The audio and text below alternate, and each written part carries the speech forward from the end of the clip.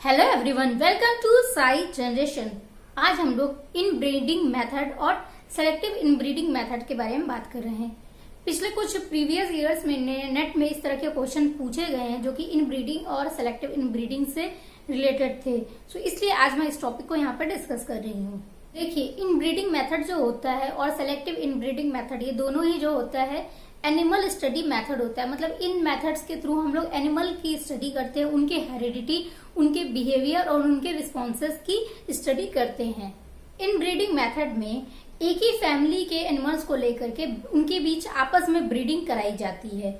ये जो मेथड होता है, इसे आप ये कह सकते हैं कि एक ही फैमिली के ये जो एनिमल्स होते हैं ये एक दूसरे से रिलेटेड होते हैं, ब्लड के थ्रू रिलेटेड होते हैं, उनमें हेरिडिटी, उनमें आनुवंशिकता पाई जाती है, वो एक दूसरे के भाई बहन होते हैं। मतलब एक ही फैमिली है जिसमें कि आप चूहे का एग्जांपल ले लें। इस तरह की ब्रीडिंग जो होती है या हुई है ये बेसिकली चूहों पर ही हुई है। अधिकतर इससे जो रिलेटेड जो भी रिसर्च हुई है वो चूहों पर ही हुई है। सो चूहों का ही एग्जांपल लेते हैं। सो वो जो चूहे थे, मान लो एक माँ हो गई, एक बाप हो गया। सो उनके जो बच्चे हैं उनके बीच ही आपस में ब्रीडिंग कराई जाती है, उनके बीच आपस में रिलेशन कराया जाता है, जिससे जो संतानें होती हैं उनके ऊपर स्टडी की जाती है। मैंने जो एग्जांपल दिया, आप उस एग्जांपल को थोड़ा डिटेल में समझते हैं। मान लो एक मेल रेट हो गया, एक फीमेल रेट हो गया, ठीक है। अब जो मेल रेट है और फीमेल रेट के मिलने से ब्रीडिंग से क्या हुआ, कुछ बच्चे हुए, कुछ और रेट हुए, अब एनिमल्स हुए, ठीक है। अब वो जो रेट हैं उनके बीच ब्रीडिंग कराई गई, ठीक। मतलब एक ये जोड़ा बन गया, एक ये जोड़ा बन गया, इनके बीच ब्रीडिंग कराएगी। फिर और उनके बच्चे हुए, उनके बीच ब्रीडिंग कराएगी। ऐसा कब तक कराया जाता है? ऐसा 20 जनरेशन यानी कि 20 पीढ़ियों तक कराया जाता है। इससे क्या होता है? इससे एक प्योर नस्ल, प्योर स्ट्रेन प्राप्त होता है, मिलता है, जिसे अब क्या, ये जो पूरे इनके बीच ब्रीडिंग कराई गई, ये सब हेरिडिटी यानी कि अनुवांशिक रूप से एक दूसरे के इक्वल हो गए। अब इनके बीच किसी भी तरह का कोई भी डिफरेंस नहीं है। जो लास्ट की जनरेशन यानी कि 20वीं 20th जनरेशन जो होगी वो प्योर होगी, उनको प्योर क्या कहते हैं, पूरी तरह से शुद्ध प्योर स्ट्रेन होगी, शुद्ध नस्ल होगी। अब उनके बीच स्टडी जो होगी उससे पता चलेगा। अब इससे क्या पता चलेगा? इससे उनके सेक्स बिहेवियर, लर्निंग, एक्टिवनेस और एक्टिविटी लेवल का पता चलेगा। ये जो पूरा प्रोसेस होता है ये कंट्रोल सिचुएशन यानी कि लेबोरेटरी सिचुएशन में होता है। अब ये जो चूहे हुए, ये जो बच्चे हुए, इनके बीच जो भी डिफरेंस होता है, मैंने जो एग्जांपल दिए, इनके बीच जो भी ब्रीडिंग कराई गई, ये ब्रीडिंग किसमें होती है? कंट्रोल सिचुएशन यानी कि लेबोरेटरी सिचुएशन में होती है। तो अब इनके बीच जो डिफरेंस है ये मेनली क्या होता है? ये हेरिडिटी के कारण ही होता है। और ये इस तरह के जो प्रोसेस है, इस तरह की ब्रीडिंग है, क्यों कराई जाती है? इस तरह की ब्रीडिंग से क्या क्या पता चलता है? लर्निंग पता चलता है, उनकी एक्टिवनेस पता चलती है, उनका सेक्स बिहेवियर पता चलता है और उनके अंदर एग्रेसिवनेस पाई जाती है। मतलब इस तरह की बिहेवियर्स की स्टडी की जाती है। अब बात करते हैं सेलेक्टिव ब्रीडिंग मेथड के बारे में। जैसा कि आप ब्रीडिंग मेथड से ही समझ चुके होंगे कि क्या कराया जाता है या क्या प्रोसेस होता है। सेलेक्टिव ब्रीडिंग मेथड में थोड़ा सा डिफरेंस होता है। क्या होता है? ब्रीडिंग मेथड में एक ही फैमिली के जो एनिमल्स होते हैं, एक ही फैमिली के जो बच्चे होते हैं उनको लिया जाता है। बट सेलेक्टिव ब्रीडिंग मेथड में अलग अलग फैमिलीज होती है। इसमें क्या सेलेक्टिवनेस होती है? इसमें क्या होता है कि एक चूहा जो एक्सट्रीम मतलब होता है, जिसमें बहुत सारी खूबियां होती है, या वो बहुत तेजी से दौड़ सकता है या उसका रिस्पॉन्स हाई होता है, तो इस तरह से एक ऐसा चूहा लेते हैं जो कि बहुत एक्सट्रीम लेवल, किसी भी पॉइंट पे एक्सट्रीम होता है, और दूसरा नर चूहा जो कि किसी भी पॉइंट पे एक्सट्रीम होता है, दूसरा मादा चूहा जो भी किसी भी पॉइंट पे एक्सट्रीम होती है, तो उनके बीच ब्रीडिंग कराई जाती है। सेम इसी तरह से उनके जो बच्चे होते हैं उनके बीच ब्रीडिंग कराई जाती है। सेलेक्टिव ब्रीडिंग में क्या होता है? बहुत तेज दौड़ने वाले चूहे, कम तेज दौड़ने वाले चूहे के बीच ब्रीडिंग होती है। बहुत तेज दौड़ने वाले चूहे, बहुत तेज दौड़ने वाले चूहों के बीच ब्रीडिंग होती है। कम तेज दौड़ने वाले चूहे, कम तेज दौड़ने वाले चूहों के बीच ब्रीडिंग होती है। और क्या होता है? बहुत तेज वालों का एकदम कम वालों से, बहुत कम वालों का एकदम तेज वालों से, इस तरह से करके क्रॉस ब्रीडिंग भी होती है। ऐसा लगभग 2 या 3 पीढ़ियों तक, 3-4 जनरेशन तक कराया जाता है। देखिए, बात करते हैं रिजल्ट की। ऐसा कराया क्यों जाता है और इससे क्या होता है?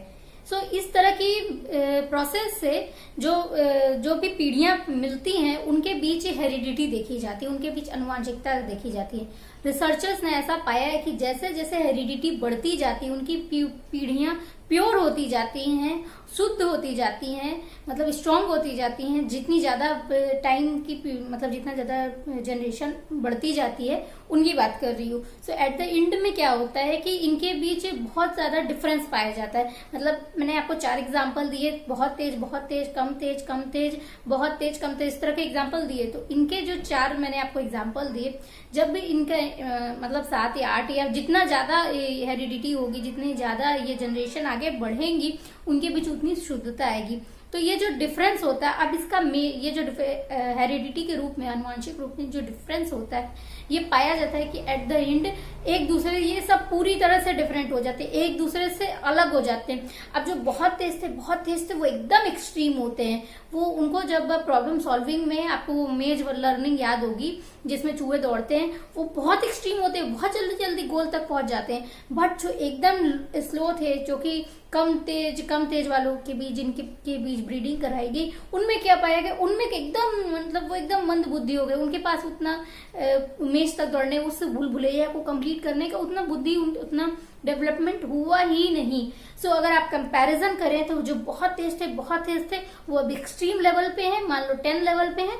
और जो बहुत धीमे थे अब वो उनकी जो नस्ल है ना, वो उनका जो स्ट्रेन है वो प्योर है। सो अब वो क्या है, एकदम एट द पॉइंट, मतलब पूरे टिप पॉइंट पे है, वो 1 नंबर पे ही है। और जो तेज वाले थे वो 10 नंबर पे।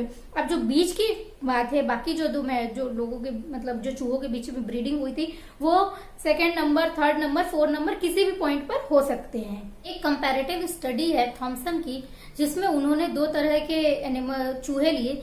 एक जो था वो बहुत तेज था, और एक था कम तेज और कम तेज के बीच ब्रीडिंग कराई गई। ऐसा 6 जनरेशन या 6 जनरेशन तक हुआ। रिजल्ट में क्या पाया गया, जो बहुत तेज वाले थे, उनकी 6th जनरेशन वो मेज लर्निंग में गोल तक, भोजन तक, खाने तक, फूड तक जल्दी पहुंची, इन कंपैरिजन टू जो लो यानी कि जो कम तेज दौड़ने वाले चूहे थे, उनके कंपैरिजन में। आप कह सकते हैं कि 6th जनरेशन आते आते ये दोनों चूहे थे, इनका जो बिहेवियर है ये एक दूसरे से पूरी तरह से अलग हो गया। मेज लर्निंग में तेज दौड़ने वाले चूहों के कंपैरिजन में कम तेज दौड़ने वाले चूहों ने 100%, मतलब कम तेज दौड़ने वाले चूहों ने तेज दौड़ने वाले चूहों के कंपैरिजन में 100% ज्यादा गलतियां की, 100% ज्यादा एरर किया। सो ओवरऑल इस तरह की जो ब्रीडिंग मेथड है, सिलेक्टिव ब्रीडिंग मेथड का क्या उपयोग होता है, क्या रीजन होता है, क्या रिजल्ट होता है, इसके बारे में बात करेंगे। देखिए, इस तरह का मेथड यूज करके चूहों की इमोशनलिटी पर उनके हेरिडिटी का इफेक्ट देखा जाता है, यानी कि उनकी सांवेगिकता पर उनके अनुवांशिकता का महत्व, उनके अनुवांशिकता का प्रभाव देखा जाता है। आपको ये समझ में आ रही है लाइन? मतलब कि अनुवांशिक रूप से उनकी इमोशनलिटी पर क्या प्रभाव पड़ता है, इस मेथड का यूज करके यही देखा जाता है। कुछ और साइकोलॉजिस्ट ने भी इस मेथड का यूज करके उनके एग्रेसिवनेस और उनके सेक्स बिहेवियर का भी अध्ययन किया है। सो आई होप आपको आज का एपिसोड समझ में आया होगा। किसी भी क्वेरीज के लिए हमें मेल करिए, कमेंट सेक्शन में जाके कमेंट करिए, चैनल को लाइक करिए, चैनल को सब्सक्राइब करिए और शेयर करिए। टिल देन खुश रहिए, स्वस्थ रहिए और मस्त रहिए।